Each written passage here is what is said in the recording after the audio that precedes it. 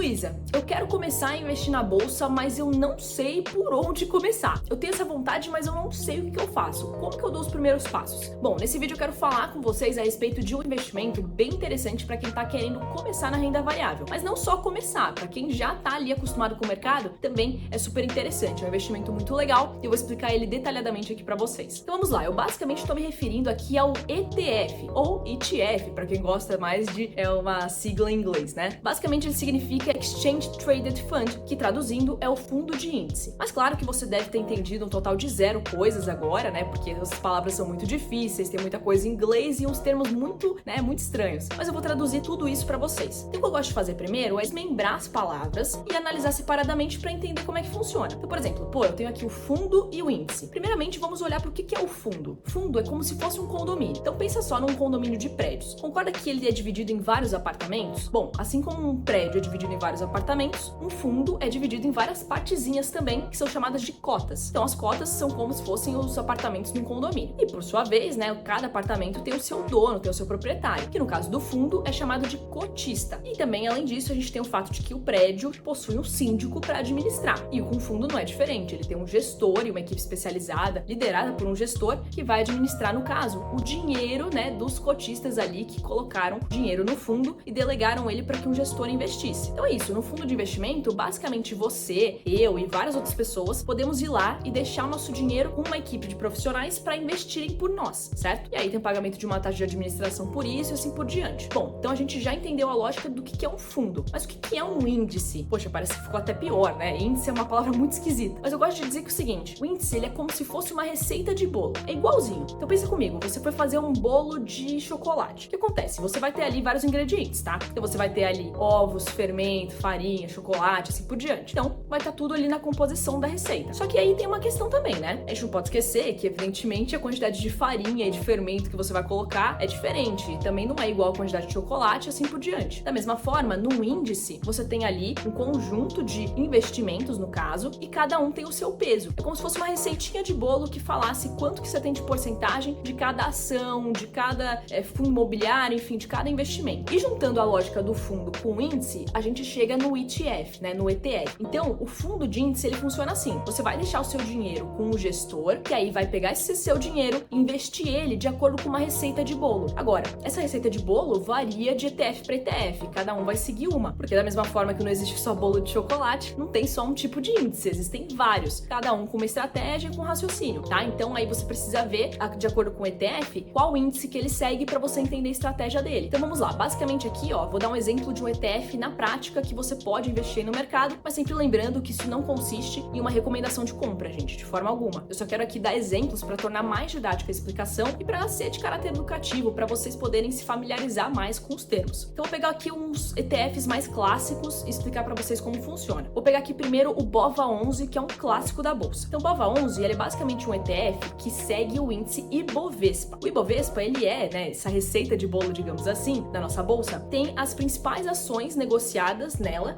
dentro do índice, tá? Então as principais ações negociadas na nossa bolsa estão dentro do Ibovespa, sendo que as que têm maior peso são Vale, Petrobras, grandes bancos, Então principalmente commodities e bancões têm um peso muito grande ali no Ibovespa. E o BOVA11, por sua vez, que é administrado por uma gestora gigante do mercado chamada BlackRock, vai justamente pegar o dinheiro de quem colocar a grana no fundo e vai investir de acordo com o Ibovespa. Então ele vai colocar lá uma porcentagem em Vale, uma porcentagem em Petrobras, Banco do Brasil, Itaú, assim por diante. Então é isso que ela vai fazer. E para você, investidor, qual que é a vantagem? Você está deixando seu dinheiro ali com o gestor que vai alocar ele de acordo com a receita de bolo por você e você, por consequência, tá levando meio que uma cesta já de ações ou de outros produtos ali de uma vez, Então, por exemplo, o BOVA11, ele tá na faixa atualmente ali de R$100 cada pedacinho dele, cada cota, Então é como se você tivesse ali meio que ter que investir no mínimo R$100 para você começar, no ETF. Mas claro que varia de ETF para ETF e o preço também, tá, gente? Então pode ser que você tenha que pagar ali, quer dizer, no mínimo você precisa de R$100 para entrar no ETF, o outro pode ser o mínimo 50, 20. É renda variável, então oscila o valor da cota,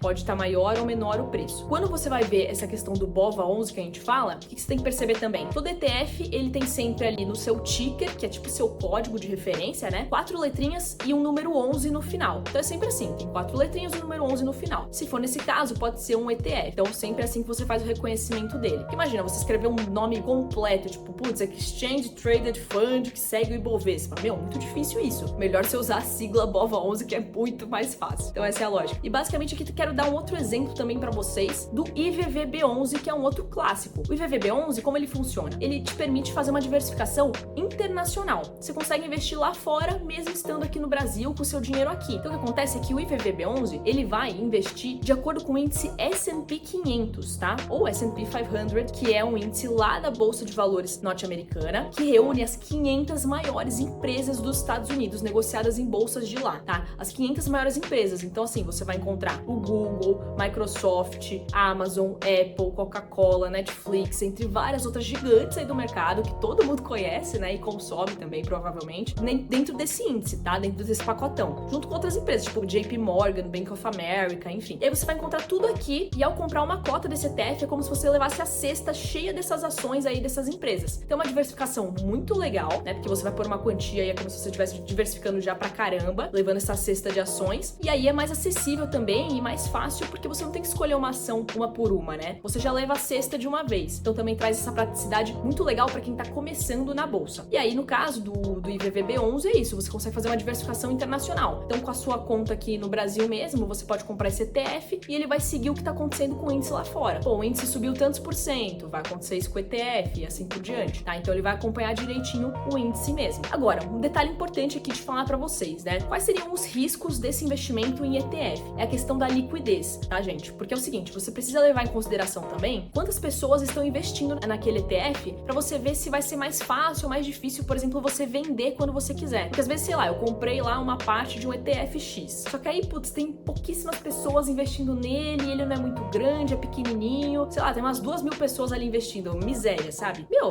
dificilmente você vai conseguir vender. Geralmente você vai ter problema. Agora, pô, ETFs ali que tem, meu, mais de 100 mil pessoas cotistas, né? Investindo no fundo. Pô, tem ETFs aí que tem mais gente, né? Ainda tem muito espaço para crescer no Brasil, mas tem ETFs que vão te dar mais liquidez, te permitir mexer no seu dinheiro mais facilmente, resgatar de uma forma mais fácil. E tem outros que podem te dar problema, então é importante olhar para isso também. Olha para os ETFs que tem ali já mais cotistas, que tem uma liquidez melhor. Fala a respeito também da rentabilidade, né? Como é que você ganha dinheiro aqui com os ETFs? Bom, basicamente, você ganha com a valorização da cota. Então, quer dizer, pô, vamos supor que a gente tá num momento aqui que tá todo mundo muito empolgado com a bolsa, olhando com bons olhos a bolsa, assim por diante, tá todo mundo comprando BOVA11, como eu tinha explicado lá no início, né, esse ETF. Bom, aí se tem uma demanda muito grande, o preço vai subir. E se você tava ali dentro, você pega essa valorização. Ao mesmo tempo, claro que pode acontecer o contrário e ter uma queda, né? Mas assim, com a valorização, né, do ativo é que você consegue ir ganhando. E por fim, aqui também uma questão muito importante é falar da taxa de administração, tá, gente? Eu acho legal ressaltar que é o seguinte, como é um fundo, né, você vai pagar uma taxinha de administração porque você tá deixando com o gestor, a equipe tem que ser remunerada, por isso, né? Mas é importante ressaltar o seguinte, a gestão de um ETF, ela é passiva. Como assim passiva? Basicamente, o gestor não tá tendo que inventar muita moda e estudar os ativos, fazer uma análise de carteira e assim por diante. Ele só tá copiando uma receita de bolo e pegando seu dinheiro e distribuindo nessas classes e mexendo de acordo com o que precisa. Então, basicamente, não tem uma gestão muito ativa sendo feita em cima. E por isso, você precisa tomar cuidado para não pagar uma taxa de administração ali muito alta. Geralmente, no máximo 0,5% é ok, tá? Se você pagar no máximo 0,5%, beleza. Mais do que isso já é indesejável, porque não faz sentido, né? Aí começa a compensar mais se deixar com um gestor que vai ser ali ativo e que vai fazer uma gestão ativa, vai fazer análise e assim por diante, tá? Então fiquem ligados nisso também. Enfim, gente, me estendi bastante aqui pra falar de ETF, mas quis fazer uma coisa bem completa pra vocês. E não se esqueçam de se inscrever no canal, ativar o sininho para receber as notificações dos próximos conteúdos que vão sendo postados e também deixar o seu like para ajudar o nosso canal e o nosso conteúdo a atingir cada vez mais pessoas.